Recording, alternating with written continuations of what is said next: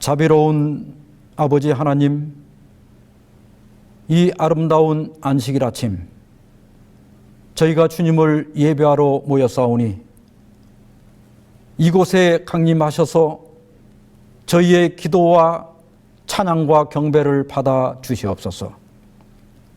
오늘도 저희가 주의 말씀을 기다리오니 주여 우리에게 말씀해 주셔서 이 말씀이 어둡고 어지러운 세상에서 우리 발에 등불이 되게 해 주시옵소서.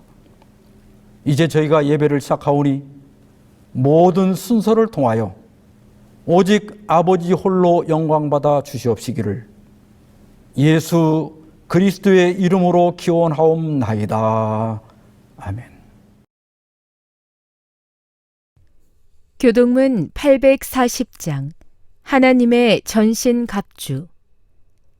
너희가 주 안에서와 그 힘의 능력으로 강건하여지고 마귀의 간계를 능히 대적하기 위하여 하나님의 전신갑주를 입으라. 우리의 씨름은 혈과 육을 상대하는 것이 아니요 통치자들과 권세들과 이 어둠의 세상 주관자들과 하늘에 있는 악의 영들을 상대함이라. 그러므로 하나님의 전신갑주를 취하라. 이는 악한 날에 너희가 능히 대적하고 모든 일을 행한 후에 서기 위함이라. 그런즉 서서 진리로 너희 허리띠를 띠고 의의 호심경을 붙이고 평안의 복음이 준비한 것으로 신을 신고 모든 것 위에 믿음의 방패를 가지고 이로써 능히 악한 자의 모든 불화살을 소멸하고 구원의 투구와 성령의 검, 곧 하나님의 말씀을 가지라.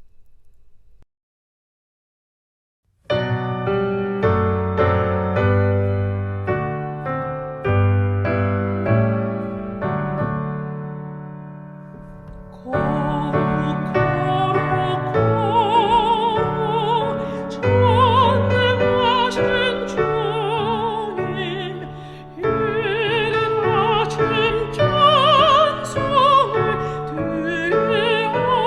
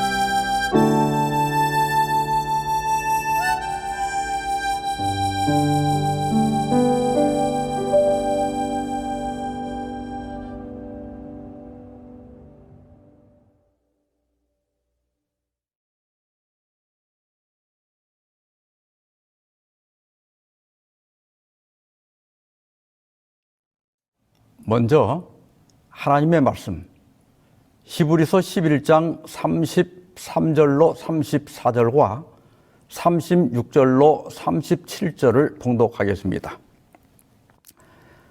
그들은 믿음으로 불의 세력을 멸하기도 하며 칼날을 피하기도 하며 연약한 가운데서 강하게 되기도 하며 전쟁에 용감하게 되어 이방 사람들의 진을 물리치기도 하며 또 어떤 이들은 조롱과 채찍질 뿐 아니라 결박과 옥에 갇히는 시련도 받았으며 돌로 치는 것과 톱으로 켜는 것과 시험과 칼로 죽임을 당하고 양과 염소의 가죽을 입고 유리하여 궁핍과 환난과 학대를 받았으니.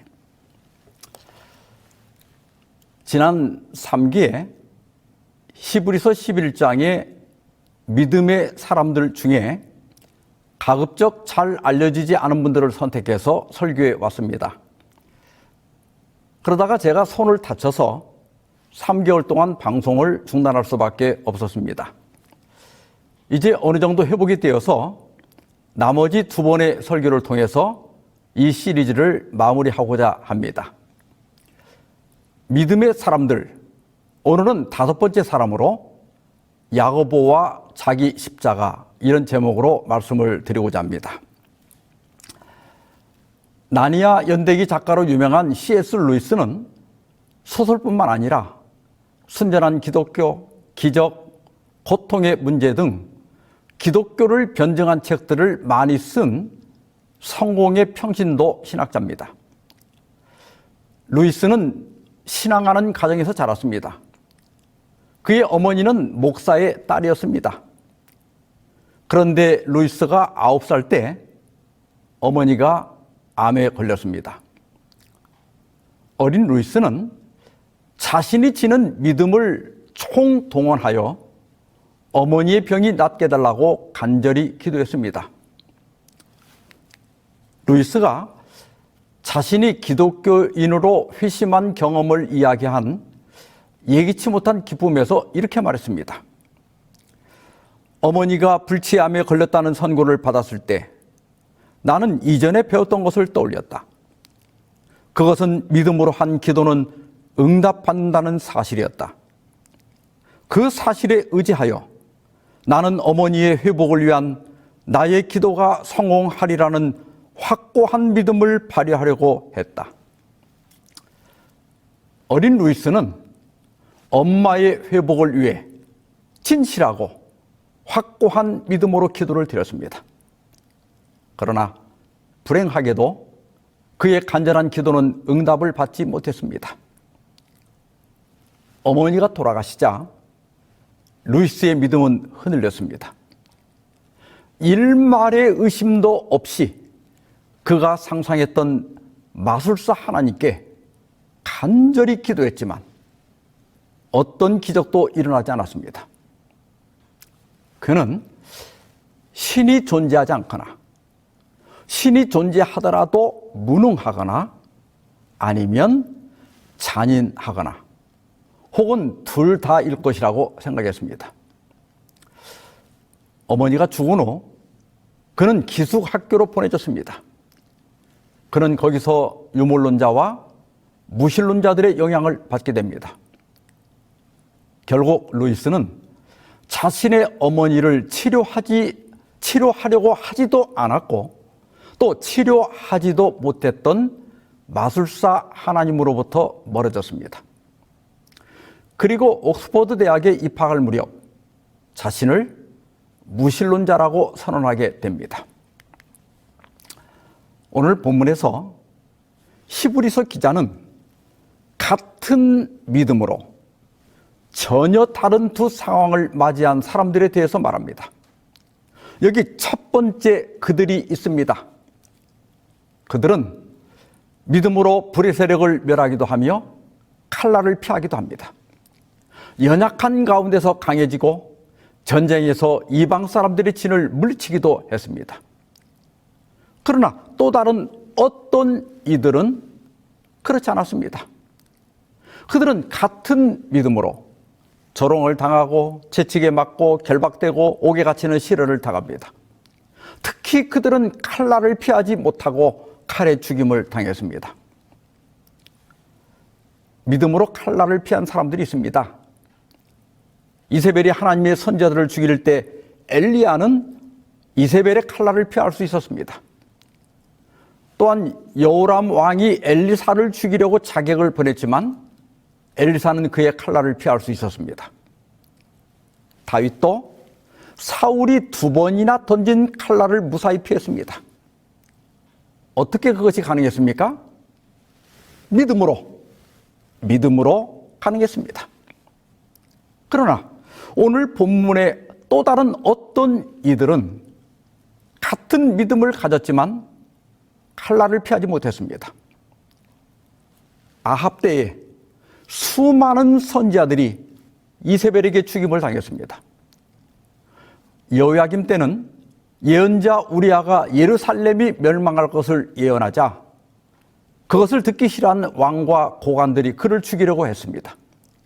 우리아는 애굽으로 도망갔지만은 왕은 체포조를 보내서 그를 연행하여 칼로 죽였습니다.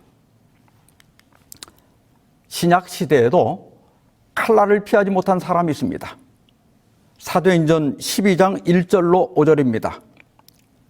그때에 헤로드 왕이 손을 들어 교회 중에서 몇 사람을 헤아려 하여 요한의 형제 야고보를 칼로 죽이니 유대인들이 이 일을 기뻐하는 것을 보고 베드로도 잡으려 할세 때는 무교절 기간이라 잡음에 옥에 가두어 군인 내식인 네패에게 맡겨 지키고 유월절 후에 백성 앞에 끌어내고자 하더라.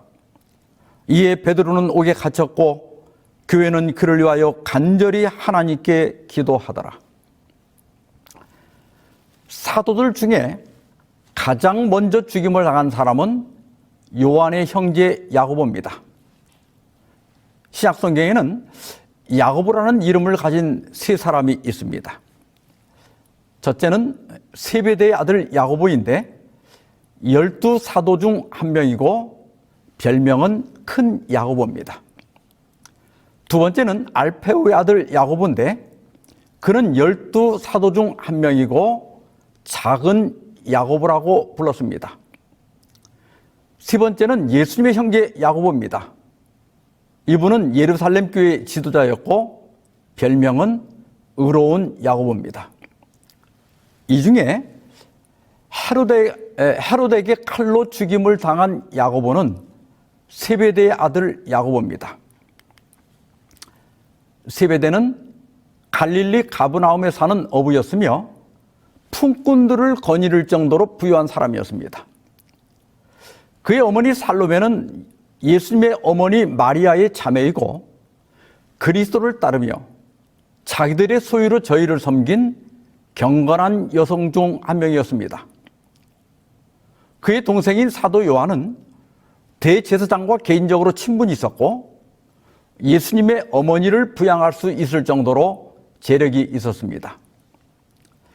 예수님은 야고보와 요한 두 형제에게 보아너게라고 하는 별명을 지어주셨습니다. 아람어를 음역한 건데 우리 성경에 우레의 아들들로 번역되어 있습니다. 소요의 아들들 또는 분노의 아들들로도 번역할 수 있습니다. 실제로 야고보와 요한은 격렬한 기질과 불같은 성질을 갖고 있었습니다. 한 번은 예수님과 제자들이 갈릴리에서 예루살렘으로 올라가시는 중에 사마리아에서 하루를 묵어가야 했습니다. 당시 사마리아 사람들은 그리심 산에다가 따로 성전을 지어서 예배를 드리고 있었습니다. 그래서 예루살렘으로 가는 예수님 일행을 못마땅하게 여겨서 받아주질 않는 겁니다. 그러자 야고보와 요한이 뭐라고 합니까? 주님, 우리가 불을 명하여 하늘로부터 내려 저들을 멸하라 할까요? 정말 보통 성질이 아니죠. 예수님은 그들을 꾸짖으신 후 다른 마을로 가셨습니다. 그래서 예수님은 두 형제를 보아너게 우레의 아들들 혹은 분노의 아들들이란 별명을 지어주셨습니다.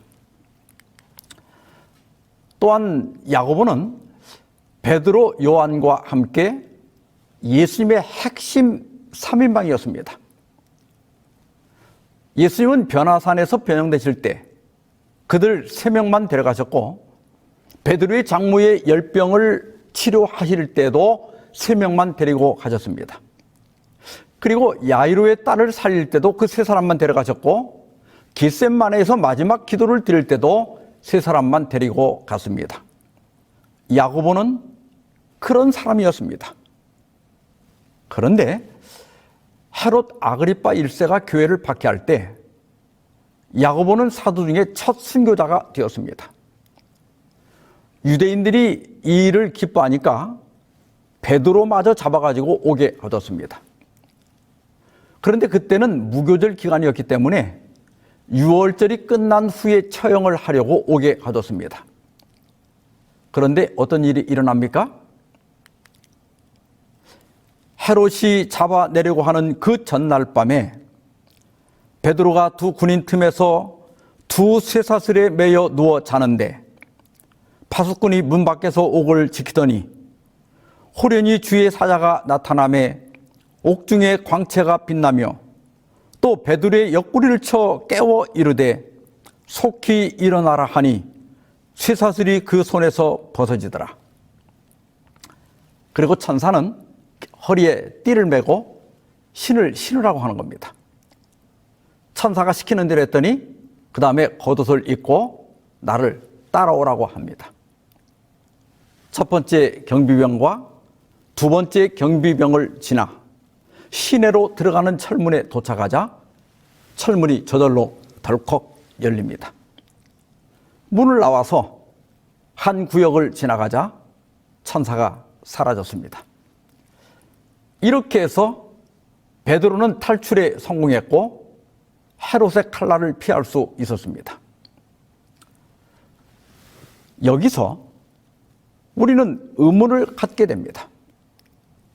같은 사도이고 같은 핵심 3인방인데 왜 야고보는 죽게 내버려 두시고 베드로는 살리셨는가 하는 겁니다. 같은 믿음을 가지고 왜 어떤 사람은 칼날을 피하고 어떤 사람을 죽임을 당할까요? 여러분, 출퇴근하는 차량들을 보셨습니까? 저는 경기도에 살지만은 서울이 가깝습니다. 아침 저녁으로 출퇴근하는 것을 보면 양쪽 도로가 이 출퇴근하는 차들로 가득 찹니다.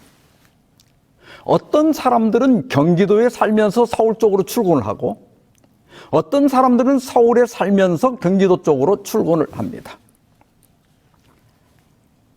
중앙일보 기사에 보니까 지난 2018년에 차가 막혀서 발생한 다양한 형태의 손실이 1년에 68조 원이나 되었다고 합니다. 우리나라 GDP의 3.6%나 됩니다. 한국교통연구원에서 작년에 발표한 보고서를 보니까 교통신호체제 개선이나 도로 확장 등을 통해서 꾸준히 노력한 결과 2021년에는 65조 원으로 다소 감소했다고 합니다. 그러나 65조 원도 엄청난 돈이죠. 각자 자기 직장 가까운 데 살면 출퇴근하기도 쉽고 교통 혼잡 비용도 덜 들 텐데 왜 먼 곳에 살면서 저런 고생을 할까요? 나름대로 다 이유가 있을 겁니다. 어떤 분들은 직장은 서울이지만 집값 때문에 경기도에 살 수밖에 없을 것이고 어떤 사람들은 자녀 교육 때문에 서울 쪽에 살면서 경기도로 출근하는 분들도 있을 겁니다. 각기 나름대로 사정이 있기 때문에 그리고 각기 사는 방식이 다르기 때문에 어느 누구도 이런 모순을 지적하거나 따지지 않습니다. 우리는 종종 나와 다른 사람들을 비교합니다. 나는 이렇게 힘들게 사는데 왜 다른 사람들은 저렇게 쉽게 살아갈까? 나는 이렇게 가난한데 왜 다른 사람들은 부유할까? 나는 태어나면서부터 이렇게 약골로 태어났는데 왜 다른 사람들은 저렇게 건강할까? 근데 여러분, 우리는 이것을 기억해야 됩니다. 우리의 생김새가 다르듯, 우리의 재능이 다르듯이 우리의 삶의 방식이나 질은 모두가 다릅니다. 이 세상 80억 명 중에 나와 똑같은 삶을 사는 사람은 아무도 없습니다.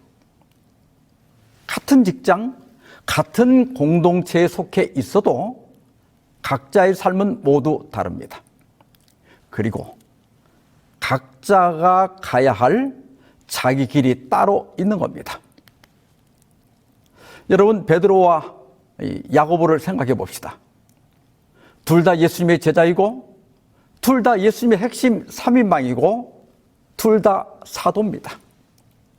그런데 왜 야고보는 칼에 죽임을 당했고 베드로는 구출되었습니까? 같은 믿음을 가지고 왜 어떤 사람은 칼날을 피하고 어떤 사람은 죽임을 당해야 합니까? 그것은 그들의 사명과 그들이 가야 할 길이 서로 다르기 때문입니다. 야고보의 사명이 다르고 베드로의 사명이 달랐습니다. 그들은 같은 믿음을 가지고 있었지만 그들의 믿음을 나타내는 방식은 달랐습니다. 야고보는 칼에 죽임을 당함으로 그의 믿음을 나타냈고 베드로는 칼날을 피함으로 그의 믿음을 나타냈습니다. 우리는 그 이유를 따질 수 없습니다. 하나님께서 계획하신 바가 다르기 때문입니다. 야고보와 베드로는 사명이 달랐습니다. 그들이 가는 길도 달랐습니다. 마찬가지로 엘리야는 엘리야가 가야 할 길이 있었고 우리야는 우리야가 가야 할 다른 길이 있었던 겁니다. 마가복음 8장 34절입니다. 무리와 제자들을 불러 이르시되 누구든지 나를 따라오려거든 자기를 부인하고 자기 십자가를 지고 나를 따를 것이니라. 자기 십자가를 지고 나를 따르라. 이 말씀은 우리가 똑같이 예수님을 따르더라도 우리 각자가 져야 할 자기 십자가가 따로 있다는 뜻입니다. 베드로는 처음에는 이러한 자기 십자가를 지지 않으려고 했습니다. 마태복음 16장 21절 22절입니다. 이때로부터 예수 그리스도께서 자기가 예루살렘에 올라가 장로들과 대제사장들과 서기관들에게 많은 고난을 받고 죽임을 당하고 제3일에 살아나야 할 것을 제자들에게 피로서 나타내시니 베드로가 예수를 붙들고 항변하여 이르되 주여 그리 마옵소서 이 일이 결코 죽게 미치지 아니하리이다. 언뜻 보면 베드로가 예수님을 위해서 한 말 같지만 사실은 그렇지 않습니다. 여기 항변하여는 헬라어 원문의 에피티마오인데 비난하다, 꾸짖다, 견책하다 이런 뜻입니다. 예수님을 비난하고 꾸짖은 겁니다. 왜요? 베드로는 그리스도의 사업에서 십자가를 보고자 하지 않았다. 베드로는 이 세상에서 잘되고 출세하려고 예수님을 따른 것이지 고생하고 십자가를 지려고 따른 것이 아니었습니다. 그래서 예수님이 자기가 고난을 받고 죽임을 당하고 제3일에 살아나야 할 것을 말씀하실 때 예수님을 붙들고 강력하게 항의한 겁니다. 우리도 아마 비슷할 겁니다. 대부분 예수님을 믿어 복받고 건강하고 형통하고 구원받기를 원하지 고생하고 손해보고 고통을 당하기 원하는 분은 별로 없을 겁니다. 그러나 여러분, 세상에 공짜는 없는 법입니다. 십자가 없이는 면류관도 없다. 유명한 명언이 있죠. 많은 사람들이 여러 상황에서 이 말을 인용했습니다마는 기독교에서도 히포의 아우구스티누스나 요한 크리소스톰 또 토마스 캠피스 같은 유명한 신학자들도 이 말을 인용했습니다. 쉽게 말하면 세상에 공짜는 없다는 겁니다. 땀을 흘리지 않는 승리는 없고 대가 없는 성공은 없는 법입니다. 대가를 치르지 않고 공짜로 무언가를 얻으려는 심보를 뭐라고 합니까? 도둑놈 심보라고 합니다. 왕관을 쓰려는 자, 그 무게를 견디라. 아주 유명한 말이 있습니다. 물론 왕이라는 지위가 주는 책임감과 사명감의 무게를 의미합니다마는 그러나 실제 왕관의 무게가 상당하다고 합니다. 지금은 돌아가셨지만 수년 전에 영국 엘리자베스 여왕이 즉위 65년 만에 처음으로 언론과 인터뷰를 했습니다. 그때 여왕은 자신이 즉위식 때 썼던 왕관에 대해서 말했습니다. 왕관이 무거워 고개를 숙이면 목이 부러지기 때문에 원고를 위로 들고 읽어야 하죠. 그리고 즉위식 때 탔던 그 황금마차에 대해서도 말했습니다. 황금마차 좌석은 용수철에 가죽 의자를 얹은 거라 타고 다니기엔 끔찍해요. 영국 왕은 대관식 때 이 세인트 에드워드라고 하는 왕관을 쓰는데요. 무게가 무려 2.2kg나 된다고 합니다. 그러니까 여자가 쓰기에는 목을 다칠 수 있을 정도로 무거웠을 겁니다. 그리고 즉위식이 끝나고 사원을 나설 때는 제국 왕관을 쓰는데 그 무게가 약 1kg이라고 합니다.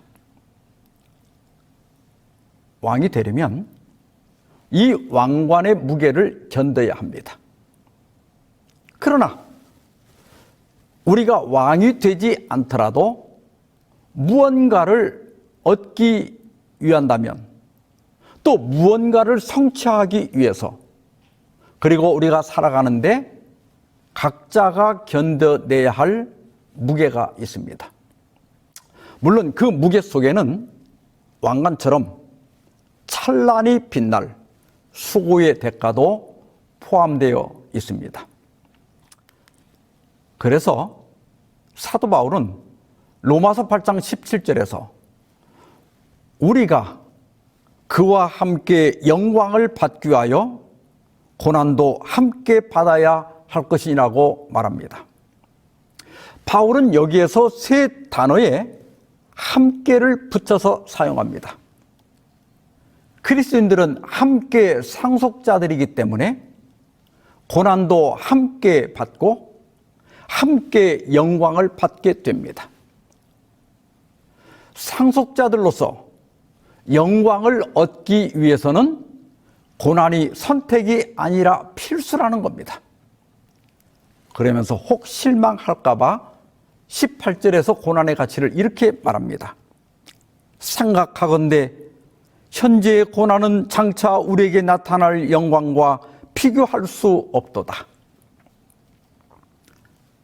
우리가 당하는 고난은 물론 힘들고 고통스러운 것이 사실이지만 그러나 우리에게 나타날 영광과는 비교할 수가 없는 겁니다. 되로 주고 말로 받는 것 같고 일석이조가 아니라 일석삼조, 일석백조가 되는 겁니다. 그래서 예수님은 십자가를 지지 말라는 베드로를 책망하셨습니다. 예수께서 돌이키시며 베드로에게 이르시되 사탄아 내 뒤로 물러가라. 너는 나를 넘어지게 하는 자로다. 내가 하나님의 일을 생각하지 아니하고 도리어 사람의 일을 생각한도다 하시고 사실 이때가 예수님께는 오금이 저릴 정도로 아슬아슬한 때였습니다. 고통과 수치의 십자가를 향해 가는 예수님께 주님, 그런 일은 절대로 일어나지 않을 겁니다. 이 얼마나 달콤한 유혹입니까? 만일 예수께서 이때 자기의 십자가를 포기하셨더라면 어떻게 됩니까? 우리의 구속사업은 끝나는 겁니다. 이 지구는 진작에 멸망하고 말았을 겁니다. 그래서 예수님은 베드로를 강력하게, 아주 강하게 책망하신 거예요. 사탄아, 내 뒤로 물러가라. 너는 나를 넘어지게 하는 자로다. 그리고 정말 다행스럽게도 예수님은 자기의 십자가를 지고 가셨습니다. 그래서 죽을 수밖에 없는 우리에게 살 길이 열리게 된 것입니다. 예수님은 자기 십자가를 거절하지 않았습니다. 피하지 않았습니다. 십자가를 앞두고 땀이 땅에 떨어지는 피부알 같이 되도록 기도하셨지만, 그러나 우리를 위하여 자기 십자가를 지시고 골고다로 가셨습니다. 거기서 우리의 죄값을 지불하시고 우리를 죄와 사망에서 영원히 구원하신 것입니다. 아까 그 질문으로 다시 돌아가 봅시다. 왜 야고보는 죽고 베드로는 살았을까요? 한번 이렇게 생각해 봅시다. 같은 학교에서, 같은 학급에서, 같은 선생님에게 똑같이 공부를 했는데 왜 어떤 사람은 대학에 가고 어떤 사람은 가지 못했을까요? 똑같이 공부했는데 왜 어떤 사람은 회사를 다니고 어떤 사람은 자영업을 하고 어떤 사람은 노동자가 되었을까요? 이유는 간단합니다. 자기가 선택한 길이 다르고 각자가 가야 할 길이 달랐기 때문입니다. 좋고 나쁜 것은 없습니다. 각기 자기 길을 가는 겁니다.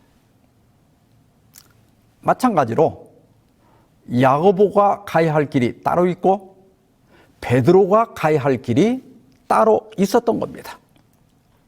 같은 사도였고 같은 핵심 3인방이었고 같은 믿음을 가지고 있었지만 그들이 마지막에 가야 할 길은 서로가 달랐습니다. 물론 나중에 베드로도 십자가에 거꾸로 못 박혀 순교합니다.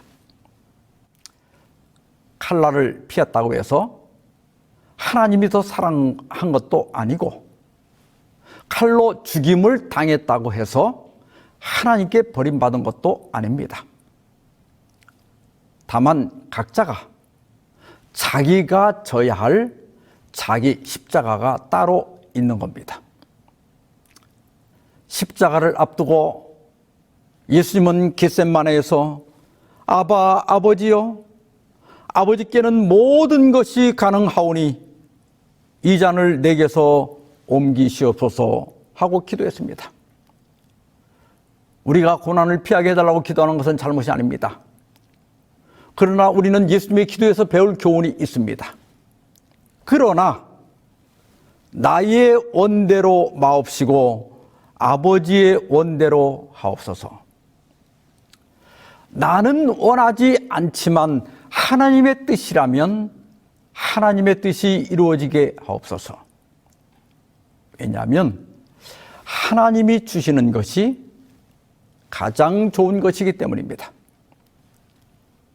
내가 지고 가야 할 내 십자가가 있다면 지고 가겠습니다.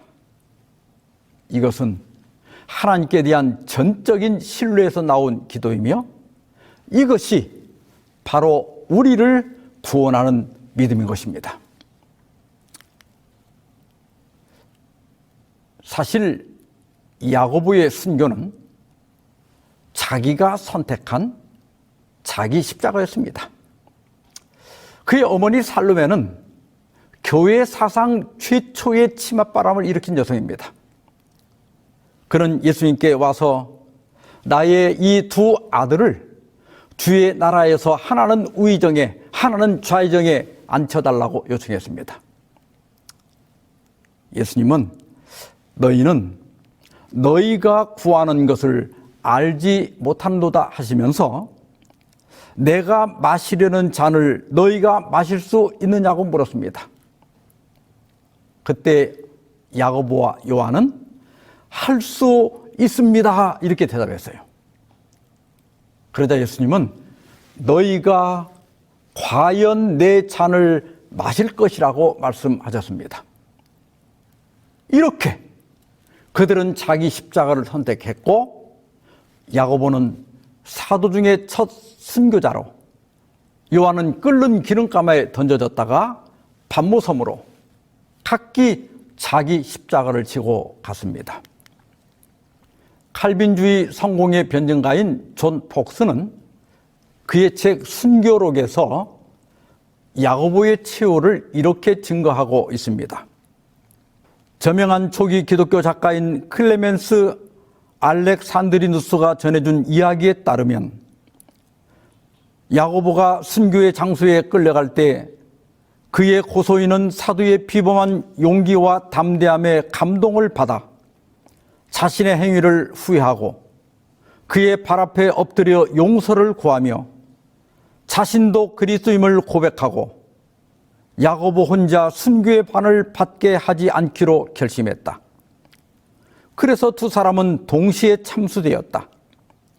이렇게 첫 번째 순교자 사도는 자신이 예수님께 마시겠다고 말했던 그 잔을 기꺼이 받았다. 야고보는 원망 없이, 두려움 없이, 주저하지 않고 자기 십자가를 기꺼이 졌습니다. 이것이 제가 져야 할 십자가라면 지고 가겠습니다. 이것이 믿음의 사람이 가는 길입니다. 믿음은 잠깐의 안락과 낙을 누리는 것보다는 영원한 삶과 상주심을 바라보며 그리스도를 위한 손해와 고난을 기꺼이 받아들이는 것입니다. 자기 십자가를 기꺼이 진 사도 야고보를 보면서 그를 고발한 사람이 회심합니다. 그리고 그는 야고보와 함께 또 자기의 십자가를 지고 순교의 잔을 받았습니다.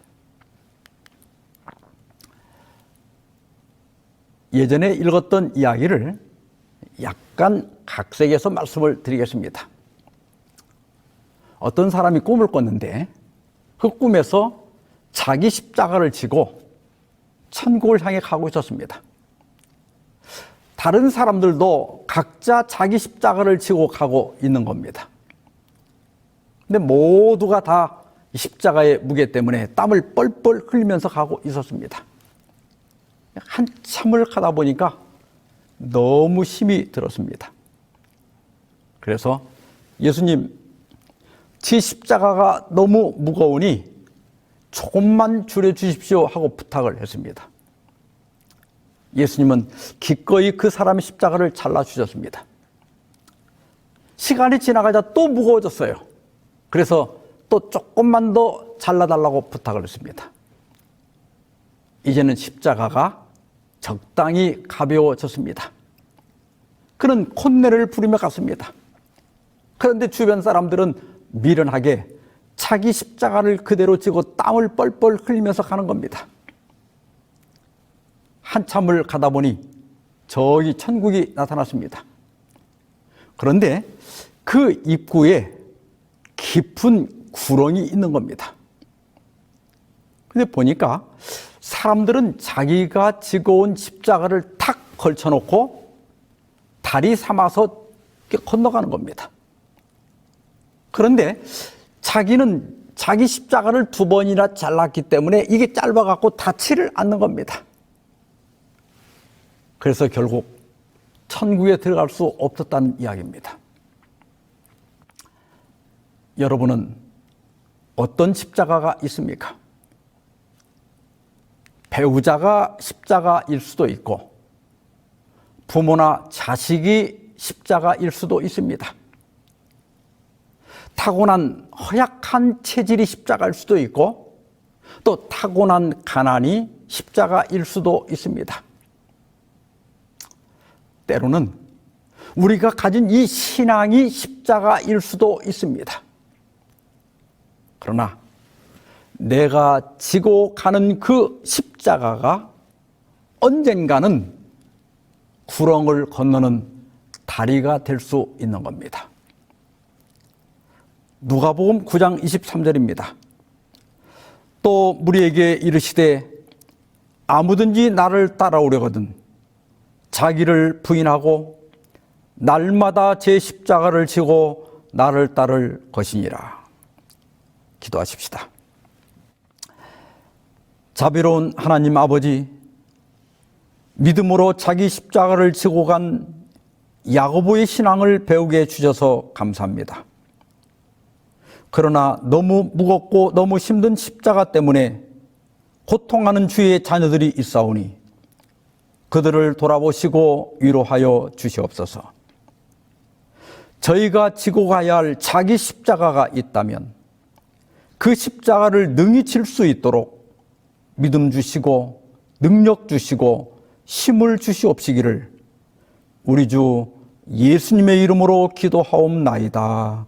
아멘.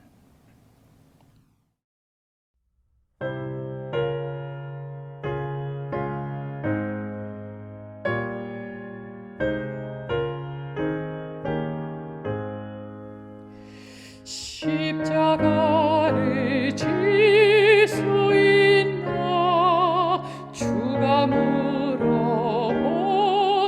때 죽기까지 따르오리 저들 대답하여도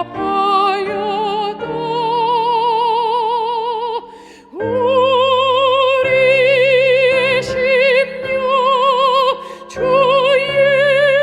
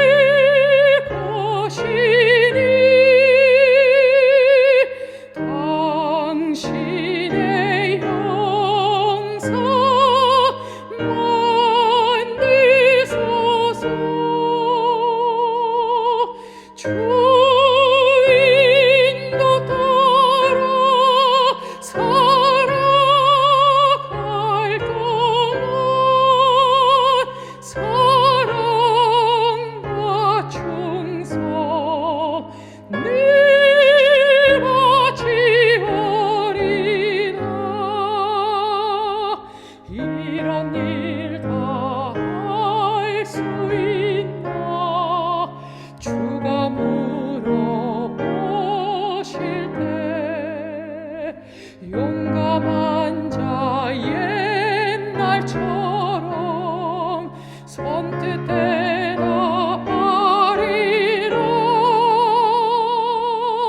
우리 심령 주의 것이니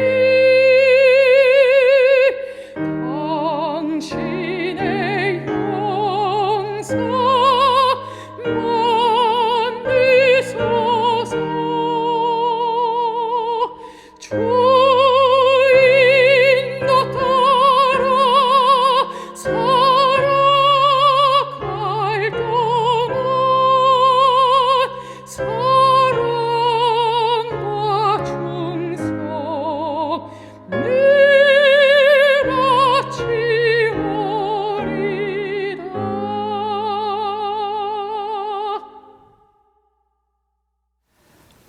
이제는 하나님 아버지의 크크신 사랑과 예수 그리스도의 은혜와 성령의 교통하심이 너희 무리와 함께 있을지어다. 아멘.